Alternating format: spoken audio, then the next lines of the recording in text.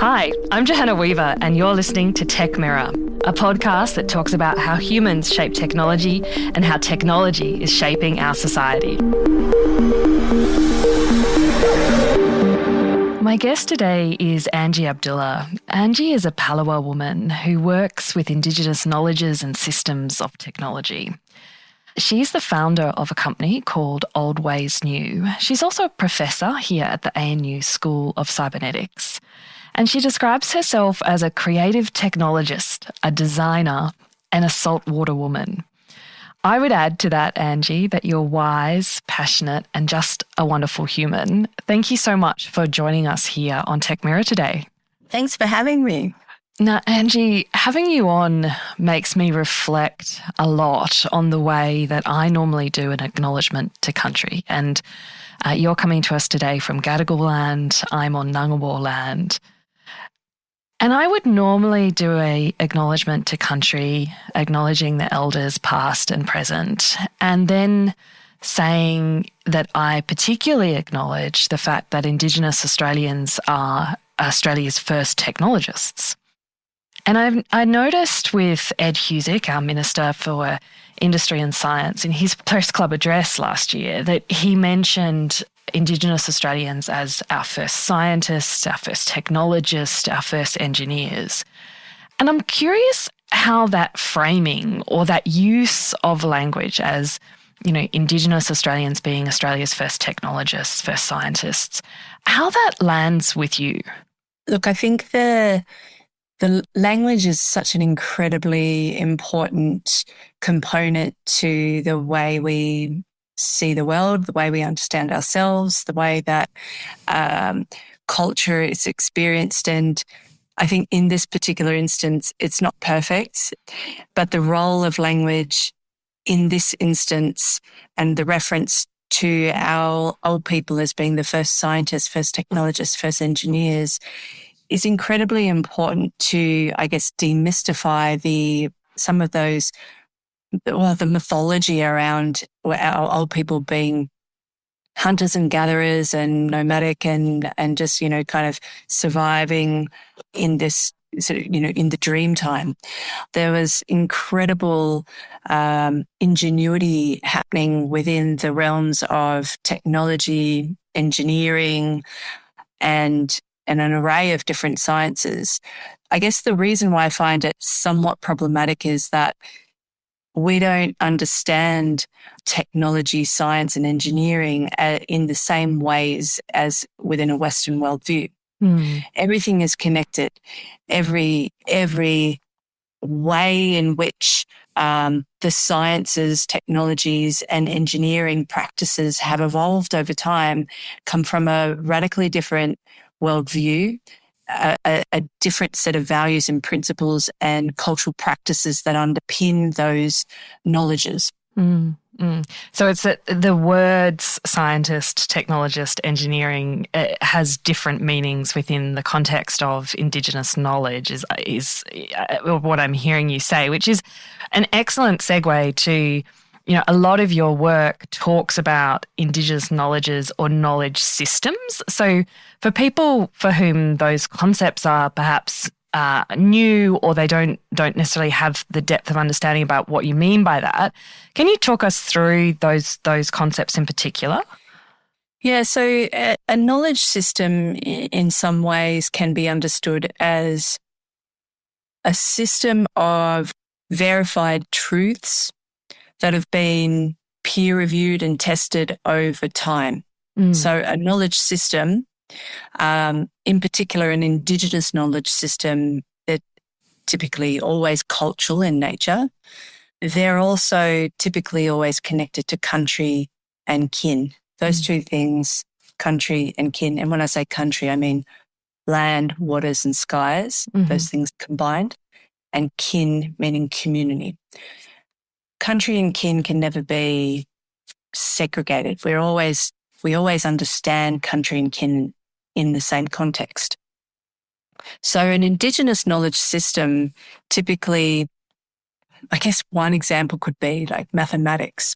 So I've recently just gotten back from Mexico and, of course, learning about Aztecs and Mayan culture. And, of course, not surprised in any way that, of course, that their mathematical system way predates the Arabic and then European adoption of the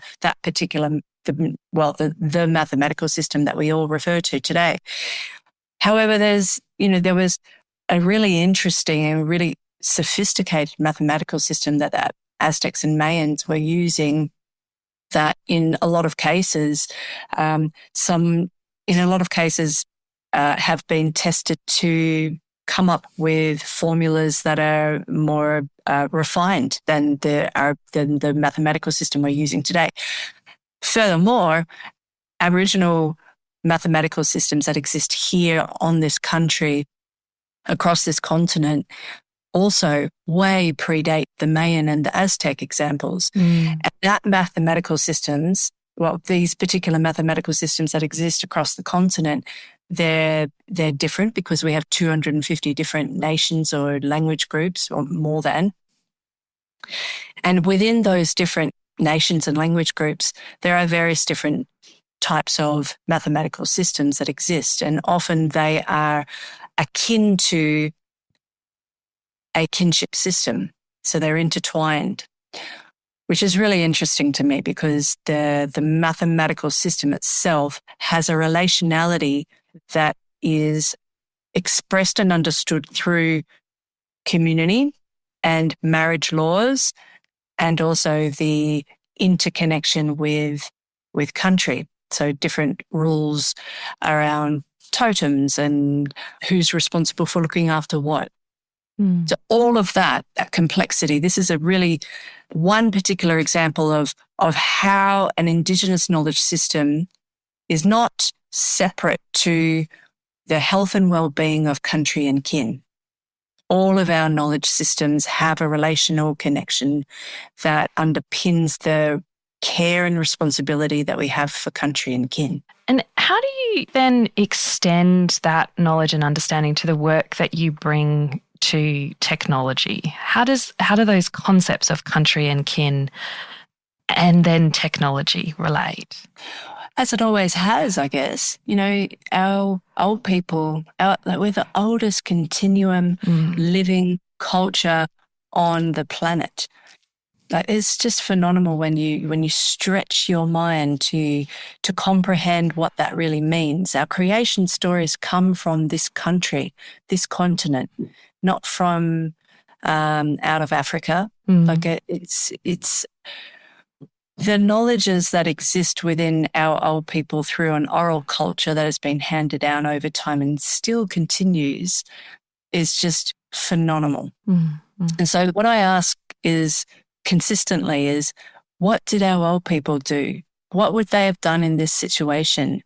What is the way in which our old people would understand this particular problem state, and how would they approach this issue, and what are the types of processes, cultural practices that would be prefaced if they were here today? And it's not just that. We're also consistently engaging with elders and traditional custodians in all the work we do, also asking those questions of them. Like, how does this problem state relevant to your country matter to you? Often the questions that we ask are, when I say we, often the questions within a consulting world and within technology, the questions that are asked are not necessarily pertinent to Aboriginal people. We might be seeing things from a radically different perspective. And so the problem state itself always needs reinvestigating. And so we start from that premise that we don't make assumptions that the problem state that maybe a government client or a corporate client might be tackling or wanting us to solve with them. We're always looking at the problem from every different perspective possible and asking these questions of, how does this matter to country and community?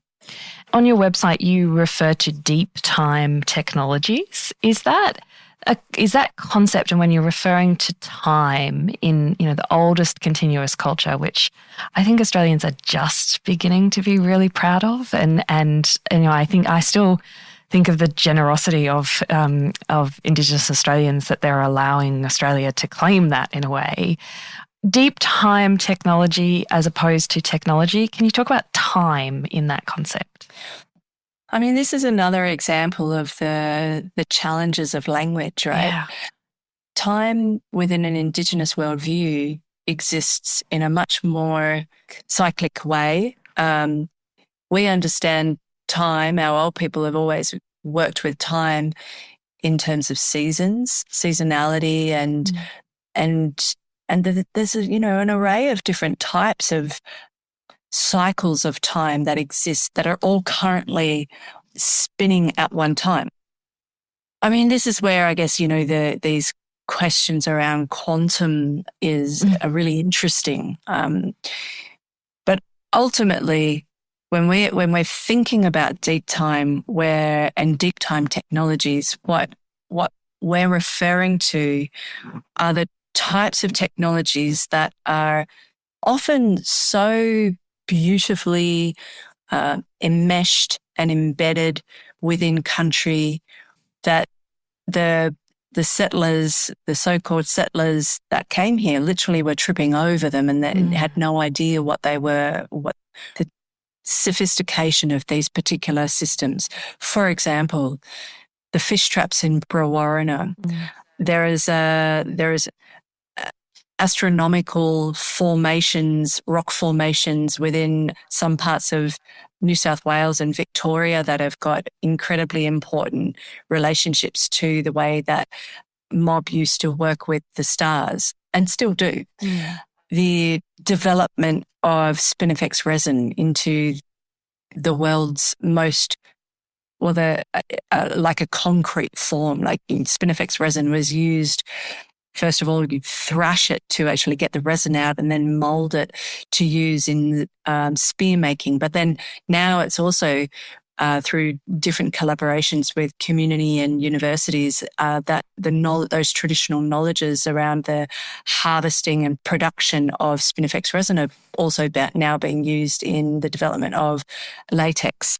There's an array of different ways in which we can look at how these various different types of processes, methodological practices that are innately cultural, that can be imagined in and, further developed into contemporary contexts. And so that's what we're always doing, is looking at the contemporary problem state and thinking, well, what can we draw upon?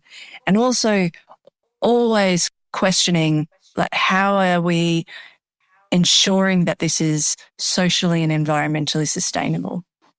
And I think that socially and environmentally sustainable, if we think about one of the goals of the work that we do at the Tech Policy Design Centre, is saying we do accept that it is possible for people, technology and the environment to thrive, the three of them, which of course has very strong echoes in cybernetics, but actually even more importantly, in the way that Indigenous people have been engaging with technology for such a long period of time. If you replace country and kin and technology, you're actually describing the same thing. And so one of the things that I'm particularly hearing in what you're saying is that actually the process of developing the technology, the process of using the technology is actually really, really important. And one of the things you've done through your work is develop the country-centred design practices and processes. I think this is so powerful as a tool for people to actually understand ways to engage and really grapple with these issues and the technology design. Can you talk us through what country-centred design practices and processes are and how you might use them? So in 2018, we started to grapple with the, starting a company and finally realizing, okay, typically you work off, it's either a product or a service. And we worked out, okay, we're definitely in the service realm. And it became apparent to me that we really needed to refine a process that could be still adaptable to the variety of different contexts that we were wanting to work within, but still enough of a framework and a process that enabled us to develop a practice, and a service.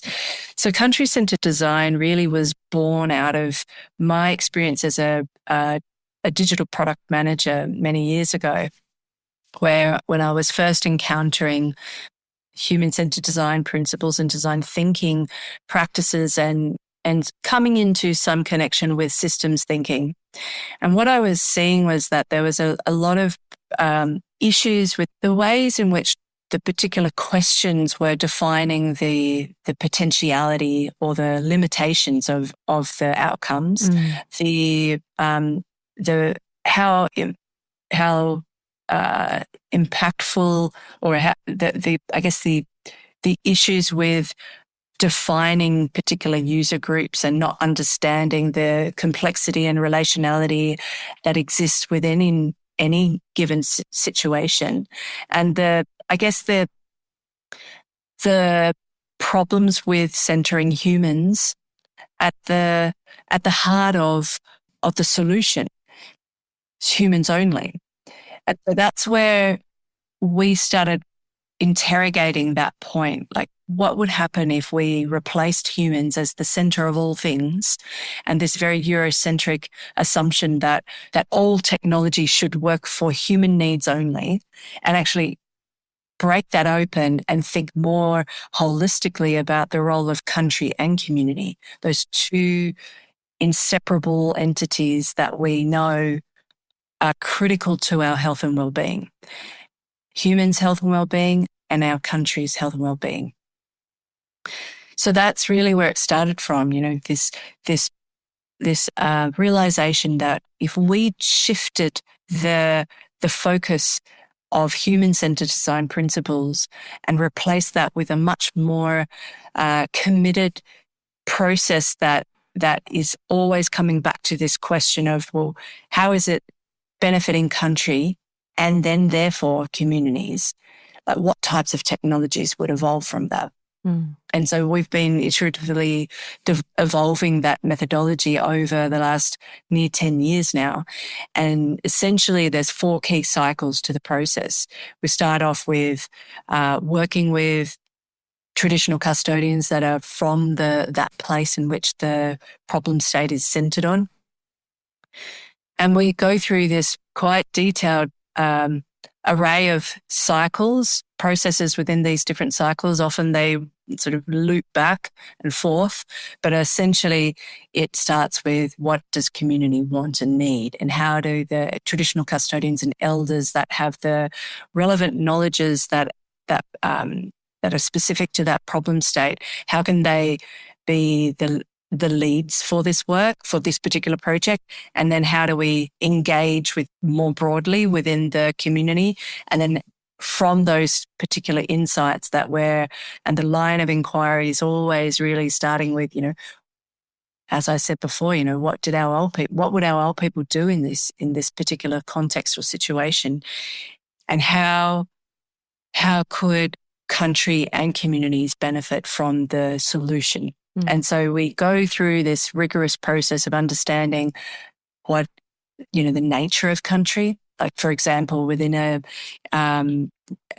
complex urban renewal project and the development of a new train station, and the all of the complexities of that particular type of placemaking and engineering and the array of new types of business models that need to exist, and the governance, like all of that we approached through this mechanism of country-centered design and understanding the needs of country, which then always return the benefits to community. And so, it's quite a complex process, but the 4 key cycles of culture, research, strategy, and technology. And we never ever start with assuming what the technical outcomes are until we've gone through those first 3 cycles, understanding what country is, what country needs, how country works in that particular situation or that environment. So the name of your consultancy, Old Ways New, the practices that so many of us think are new, right? This idea of interconnectivity, complex systems, engaging in the world as it is in its full complexity is actually so not new. It's been happening since the beginning of time in the context of Indigenous Australians. But I suspect your framing of your company as Old Ways New is not so much about a reminder to us saying these are old, it's been here before, but it's actually recontextualizing the old ways in the new context. Am I understanding that right? The double entendre on that has just occurred to me probably much later than it should have. That's it. I mean, that's precisely it. The provocation, what would our old people have done is what grounds us and what keeps the integrity in the work we do. The word sovereignty, data sovereignty, is a term that means a lot of different things to different people.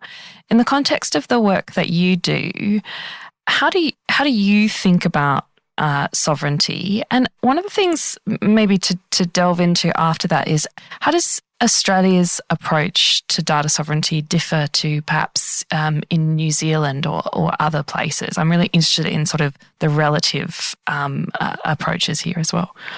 Well, I think in principle, there's Indigenous peoples around the world are engaging with data sovereignty in similar ways. It means the same thing for us all. Yeah. How we go about it and what the practicalities, the politics, the different cultural priorities, they differ. We are a continent with many different nations. We are very different to Aotearoa, New Zealand. We are in that, it's much more complex. We have many different languages. They have one language. So in that, there's a lot more complexity and a lot more challenges. We also don't have treaty. There's a lot we don't have that other places have. That's also complex. There's a lot of complexity that comes with, just having a treaty doesn't assure that those rights are protected or respected. Yeah. They're constantly being challenged, even now. So I guess coming back to data sovereignty for First Nations people in Canada, all across Turtle Island, so in the Americas and in New Zealand, it's all happening in different ways.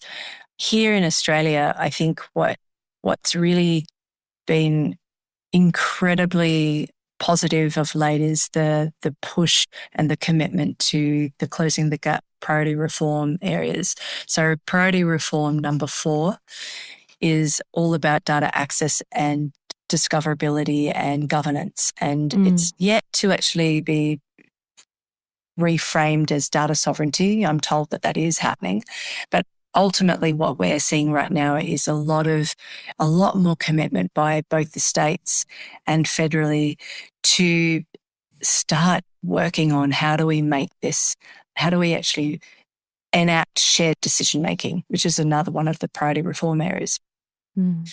The priority reform number 4, which is essentially data sovereignty, can't really happen without the first other 3 priority reform areas. Likewise, those other 3 areas can't really progress without number 4.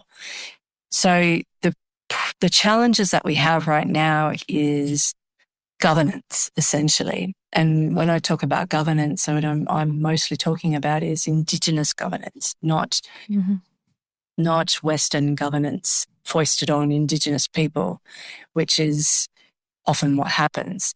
What we're working on right now is a really interesting project where we're engaged by the New South Wales State Government to develop a digital data map that enables the discoverability and accessibility of all New South Wales government data holdings, which is quite an incredible project to be working on. Huge. Because for the very first time, it's a really strong signal and commitment by the state government here that they're ready. That we've just got to get the work done. We've just got to actually make this happen. So often it's I guess the challenges we're seeing right now is you don't know what you don't know what you don't know, right? And so if you can imagine over time, over the last more than 200 years, Aboriginal people have been the most surveyed people on the planet. There's been an incredible amount of really damaging types of data produced off Aboriginal people's bodies and also country. So what we're looking at is it's just so epic. It's beyond your wildest imaginations, and understanding where that data lives and how it exists and how problematic a lot of it is, and how do we manage that? How do we make sure that communities are aware of the really damaging and deficit discourse that's embedded in those data sets? It's a huge project. But the most important thing right now is making it discoverable and making it accessible. And then there's the challenge of, okay, now and how do we make it safe? And then how do we also, through the process of doing so, embed the FAIR principles and the array of other different types of frameworks around data governance to ensure that any other data that is collected off Aboriginal people have those principles embedded within it and is Indigenous-led, so that we don't end up with really that we're changing the practices of data collection and creation. You're listening to Tech Mirror, a podcast from the Australian National University's Tech Policy Design Centre. If you like what you're hearing, we would love it if you could give us a 5-star rating, or even better, leave us a short review on your podcast platform of choice. Now, enough interruptions from me. Let's dive back into this episode. I want to talk about some of the specific projects that you're involved in, but perhaps one last question that's more of on the philosophical side, if that's the right framing for it even, is, you talk and you focus about country and kin and this relationship between, or do you draw a distinction between physical and virtual places in that context? Is that a useful distinction, or do you find that to be a concept that is sort of that still from that myopic Western view, I guess? It's both. And I think this is the incredible thing about our culture and our worldview, is that both things can be true at once. And so, yes, it is a virtual when we're talking about country. Absolutely, we're talking about place and a deep relational connection that we have. Like, we as Aboriginal people are part of country, and country is part of us. The relationship that we have, I think this comes back to this question about time. We understand our worldview extends beyond this living realm. And that's really indicative of the when you hear a welcome to country or an acknowledgement of country, and we're always presencing our ancestors. And there is many different, ancestors past, present, and emerging. We're talking always about these different cycles of time that we're constantly engaged within. We don't see our ancestors as gone. They're with us. And there is many different ceremonies and ways in which we connect with our ancestors and bring them in to these different cultural practices.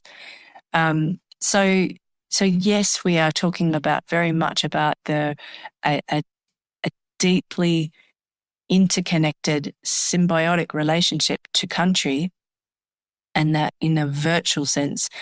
And then we're also at the same time talking about something much bigger that is a little bit harder to hold, a little bit slippery for some people to comprehend. So we had a lecture from a quantum physicist in our first Foundations of Tech Policy course, and that sort of slipperiness, hard to comprehend, but you just have to hold it in your head and your hands at the same time, even if you can't actually touch it. And you referred to quantum before, and I again am hearing some of those echoes in the conversation.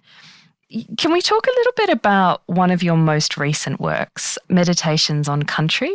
Can you maybe describe what that work is, and then we can perhaps talk about the work that is behind it on the Indigenous Protocols for artificial intelligence? It's a really special work that essentially is an art installation. It combines video projection and sound, surround sound. It's an immersive space. You walk into a big circle on a cushioned bed and lay down on your back and look up at this projection that shows over time, over a 20-minute cycle, key evolutionary events through a combination of an Indigenous worldview and Western astrophysics. And so the two different knowledge systems are fused through an array of different techniques using machine learning, actually using an array of different techniques of machine learning models over time. But essentially it's all underpinned by this. It starts with a creation story that's been shared by Uncle Gilla, Michael Anderson, who's a phenomenal knowledge holder and has been working with me for quite a number of years now. So the sharing of this story was quite incredible because it's one of the many stories that he has, one of which that has such detailed, specific knowledge that aligns with so much of Western astrophysics that a lot of the astrophysicists are just blown away that these knowledges, these deep-time knowledges have been developed with the naked eye. Well, with an array of other different types of incredible technologies, but essentially with the naked eye. And so there's a moment in this particular creation story. The reason I was really interested in this story was because when Uncle Gilla shared it with me, he talked about in this particular story, there's this moment where he references the Big Bang. And, this is a story thousands of years old. You've got, once again, I'm questioning, well, how did our old people know about this? Like there's all of the detail around this reference to the Big Bang is absolutely aligns with all Western sciences around evolution. There's different ways of expressing those knowledges, but essentially they're the same. And so what I was really interested in doing with this work was highlighting the sophistication of of our knowledges within story. So it's, all of these knowledges are using metaphor and using encoded metaphor as a way of protecting the knowledge itself. So as you're a young person, you're grown up with these stories, but you're told typically the kindergarten version until you go through your different initiations until you start understanding and decoding what is the information within the analogies or within the metaphors. And then over time, the story might thicken and deepen. You might get a slightly different version depending on, where you're at within your life cycle and how able and capable you are and responsible to hold that story. And so I was really wanting to be able to share that story, but also, in a way, create a cross-cultural simulation. So essentially that's what the work is. It's meditative. So you go into a trance-like state, which is very common within a lot of our old ceremonies. There's different techniques to enable you to enter these different altered states so the information can be received. The knowledge can be embedded within the muscle, within the tongue, within the muscle, literally within the muscle, because our culture is performative. So it's often danced and sung. And if you don't dance properly, then you get growled big time. But it's also about the preservation of the knowledge.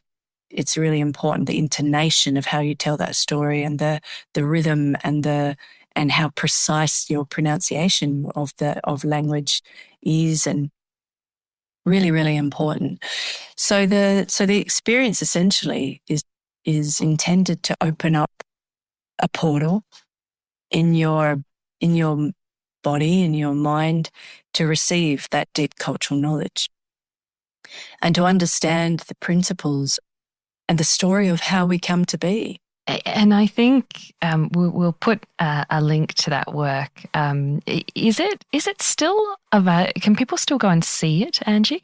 No, it premiered at the International Symposium on Electronic Art in Brisbane, Mianjin, back in June this year. Yeah. And it is going to be seen elsewhere, but I can't say exactly. I can't give you those details just yet. But if you go to our website, we'll be updating. Perfect. We'll make sure we put a link in there. I personally really want to be able to go and experience that. So looking forward to the new dates. One perhaps penultimate question. Out of the black box, the Indigenous Protocols for AI. This is a project also that you've been working on for some time. I love the history of the title as well, but also some of the concepts that you have within this project, and really looking at it in terms of the paradigm shift that we need when we're talking about the development of artificial intelligence, but what we can learn from Indigenous cultures as we are really grappling, I think, with how artificial intelligence will shape our future. So, in a lot of ways, we kind of need to loop back to, what are Indigenous knowledge systems and why are they important, and how have they been really central to supporting our people over deep time. The reasons why we see such incredible opportunity for Indigenous knowledge systems and protocols to inform the practices of AI is because we're grappling with a lot of the central tenets of Indigenous knowledge systems, the issues of trust, transparency, engineering practices, and the role of technology, and we in society, who's responsible for it? How do we all of these questions around AI that we're grappling with right now can be understood through engaging with Indigenous protocols and knowledge systems. What we know is that the technologies that have been designed over deep time that are still relevant today, look at the incredible engineering and physics within a boomerang. There's so many examples of the ingenuity of Indigenous technologies. The reason why the reason why it's important to look back in time before we move forward is because those technologies are still relevant now, but they also have a particular design practice and design principles embedded within them that we need to understand and learn from to ensure that they have the same relationality, reciprocity, so that they're not just benefiting tech corporations, that they have that there is a responsibility for the technologies that exist within our society. and a whole array of other issues. But I think one of the most important things that people misunderstand with AI is it's about process. The developmental processes matter more than anything. So we can have all the different types of ethics frameworks. And we have, over the last 10 years, I've seen just the most insane swamping of ethics frameworks for AI. And, the question I consistently come back to is, well, whose ethics? And what are the cultural implications or the assumptions that are embedded within those ethics frameworks? So much of it comes back to how we do what we do. And this is why the initiative is called Indigenous Protocols for AI. It's not Indigenous principles or Indigenous ethics. It's the way we do what we do that matters. It's the developmental practices. It's the way we approach software engineering that matters. It's the way that software engineers see the world. It's the way that they preface the role of country and community and in the developmental practices and the outcomes that they're striving for. It's also the questions that they ask. We've had many experiences, for example, where we were doing a prototype where we were testing whether we could avoid entropy within a genetic algorithm. And of course, it failed miserably, the test, because we had a couple of software engineers that were dealing with women's business, like the actual marriage laws at the heart of this particular kinship system that we were testing to see whether it could inform this particular model. They just didn't understand it. They were testing for survival of the fittest mentality. They were using that mentality of survival of the fittest and productivity instead of a holistic understanding that success is much more complex than one particular criteria. Yeah, absolutely. And I think that's come through in everything that you've said about the symbiotic, interconnected nature, and seeing technology within country and kin rather than as separate to. And I've read also I think it was in this paper, Out of the Black Box, which we'll also put a link to for everybody. But the idea that ethics are separate from the system as opposed to the ethics are the system. And it's kind of crazy that we think that you can articulate something separate to the system rather than just actually look at what is within the system. I mean, and this is another reason why standards are so important. But if they're just a rule without any comprehension about the broader implications or the intent, the purpose and the intent, then how are standards going to really be effective or influential in changing the nature of the types of automation that we're creating? Yeah, and the actual design of the system. We could keep talking, Angie, and I really, every single one of these questions, I've held back on multiple follow-up questions. Maybe let's finish with one last question for you. You've spoken a lot about the importance of conveying knowledge and of people receiving information. If there's a single thing, and I realize I'm doing that thing that we say we shouldn't do, which is trying to simplify something that is incredibly complex, but if there was a single thing that you would want policymakers who are working on technology policy to take from this conversation, what would it be? Ultimately, it comes back to we need space at the table for our voice to be included and for our voices to be heard, and not just heard, but the respect has to be there, not just for the individual, but for our worldview and what we are wanting to share. Our elders are so wanting to share for the benefit of all. And so ultimately it comes back to respect and making space and not just hearing, but deep listening and a commitment to Indigenous leadership. no matter where you sit, whether it's where you sit within the realms of policy, we need Indigenous leadership. Yeah, and I think the way you frame that there, I think there is a tendency for some parts of the Australian population to think that having Indigenous leadership or Indigenous voices at the table is for Indigenous Australia. And I think it's so important that we reframe that to say this is actually for the benefit of everybody to have this knowledge and wisdom at the table. So thank you so much, Angie. I hope we can have another conversation because, as I said, there's so much there that I would have liked to have spoken about more. I'm conscious of timing and very grateful that you've made the time to speak with us. Thank you so much. You're welcome. Thanks so much for having me.